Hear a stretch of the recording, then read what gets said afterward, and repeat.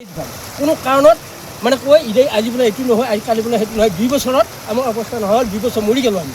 Complete আৰু ৰাইজক সোধাওক তেওঁলোককো সোধাওক হয়নে নহয় আমি জড়িততা সীমা ৰেখাৰ তলৰ মানুহ চব আধিয়া মাটি খেতি কৰোঁ এতিয়া এই অৱস্থাটো সি আজি 2 বছৰ কমপ্লিট এই 2 বছৰ যে এক গৰু বাহিৰে একো কাম কৰা পৰা নাই খালি গৰু ঘাঁহ খায় আৰু আমাৰ অৱস্থাটো আৰু আপোনালোকে চাওক এই বৃহৎ পথাৰত আমি কঠীয়া পাৰোঁ সেই কঠীয়া কৰিব পৰা নাই এইখন পথাৰত চাওক কঠীয়া কৰিব পৰা নাই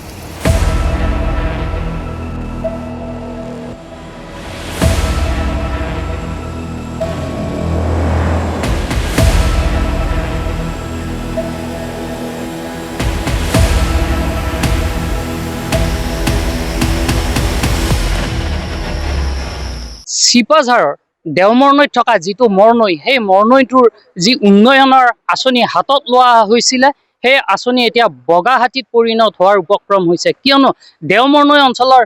বিভিন্ন গাঁৱৰ খেতি পথাৰলৈ পানী যোগানৰ যিটো ব্যৱস্থা কৰা হৈছিল অতি পুৰণি এই মৰনৈটো উন্নয়ন কৰাৰ যি আঁচনি হাতত লোৱা হৈছিল সদ্যহতে ইয়াৰ কাম স্থবিৰ হৈ পৰিছে এই খেতি পথাৰখন আমি দেখুৱাইছোঁ এনেকুৱা ভৰ বাৰিষাও এই খেতি পথাৰত পানী নাই কৃষকসকলে পানীৰ অভাৱত খেতি কৰিব পৰা নাই কিন্তু এই পানী যোগানৰ বাবে খেতি পথাৰসমূহত পানী যোগানৰ বাবে যিটো আঁচনি হাতত লোৱা হৈছিল পুৰণি মৰনৈটোৰ উন্নয়নৰ যি ব্যৱস্থা কৰা হৈছিল ইয়াৰ কাৰণে অজন্তা নেওগে মন্ত্ৰী অজন্তা নেওগে 2023ত এক আঁচনি উদ্বোধন কৰিছিল 99 লাখ টকাৰ সেই আঁচনি আছিল কিন্তু সেই আঁচনিখনতে কেনা লাগিছে আধৰুৱা হৈ ৰ'ল কাম ফলত খেতি পথাৰত কৃষকসকলৰ অসুবিধা হৈছে পানীৰ ভূমি সংৰক্ষণ বিভাগৰ অধীনত 99 লাখ টকাৰ আবণ্টন দিয়া হৈছিল আৰু তাৰ পিছত প্ৰকৃততে কি হৈছে এই ঘটনা অলপ আগবাঢ়ি আহিব দাদা কি হৈছে হয় এইটো মানে আমাৰ যোৱা 2 বছৰ আগতে এই সইল কনজাৰভেশ্যনে এই কামটো হাতত লৈছিল 2023 চনৰ শেষৰ ফালে এতিয়া আমি সেই সময়ত অজন্তা নেওগ বাইদেৱে আমাৰ এই কামটো আৰম্ভণি কৰিছিল আমি বৰ উৎসাহেৰে খেতিয়কখিনিয়ে এই তেওঁৰ লগত আমি সহযোগ কৰিছিলোঁ ইয়াতে যিসকলে কাম কৰিছিল তেওঁলোকক আমি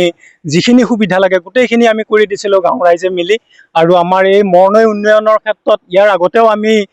এই বিপৰ্যয়ৰ সন্মুখীন হৈ আহিছোঁ আমি ভাবিছিলোঁ শেহতীয়াভাৱে এইবাৰ ধুনীয়াকৈ কামখিনি হৈ যাব কিন্তু আমি দেখা পালোঁ যে এতিয়া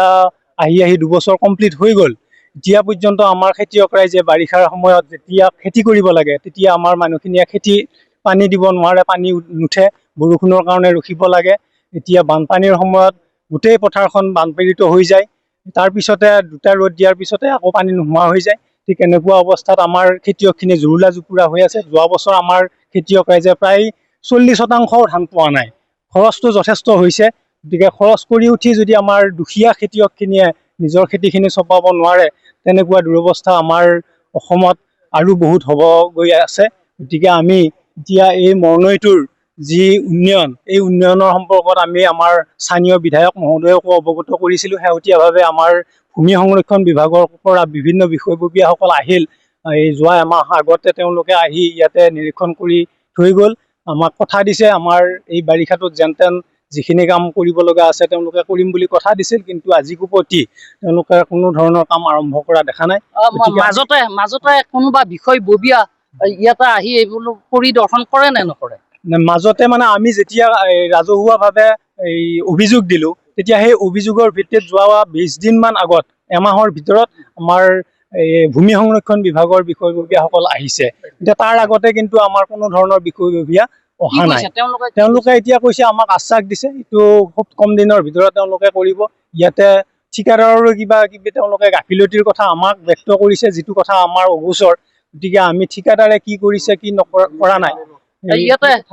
দুৰ্নীতিৰ আশ্ৰয় লোৱা যেন অনুমান কৰে নেকি আপোনালোকে ইয়াতে আমি দেখিছোঁ ইয়াতে বান্ধো নিৰ্মাণ কৰা হৈ আছে এই মাথালিটো বান্ধি দিয়ে কিন্তু এতিয়া কাটি নিছে মাথালিটো কাটি নিছে য'ত নেকি পানী গোটেই আহি পেলাই একফালে সোমাব একফালে ওলাই যাব গতিকে এনেকুৱাকৈ যদি হৈ থাকে আমাৰ খেতিয়কখিনিয়ে কি কৰিব গতিকে আপোনালোকৰ চেনেলৰ জৰিয়তে বিভাগীয় কৰ্তৃপক্ষক আৰু যদি এনেকৈ থাকে তেতিয়াহ'লে এনেকৈ থাকিব দিয়ক সেইটো কথাটো হ'ল তেওঁলোকে আৰু আমাৰ মৰনৈটো কি হৈছে জানানে এটা ক্ষতি গাই হৈছে বছৰি কোটি কোটি টকা আহে আৰু কোনে ক'ত নিয়ে আমি হিচাপ নাপাওঁ এইদৰে অভিযোগ কৰিছে যিটো মৰনৈ আছে আচলতে খেতিয়কসকলে এই মৰনৈৰ পানী উঠাই খেতি পথাৰত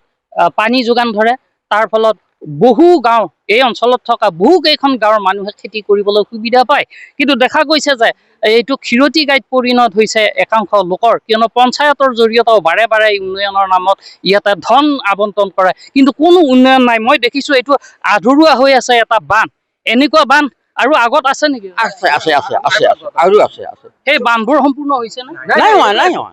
এনেকুৱাই এনেকুৱাই। এই মৰনৈটোত যিকেইটা বান্ধ আছে, সৰু সৰু বান্ধ আছে পানী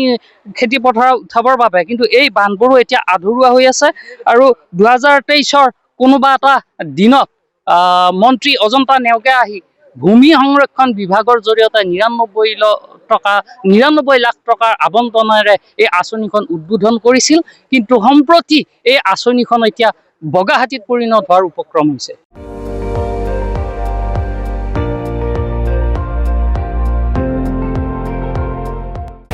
আপুনি চাই আছে ND24,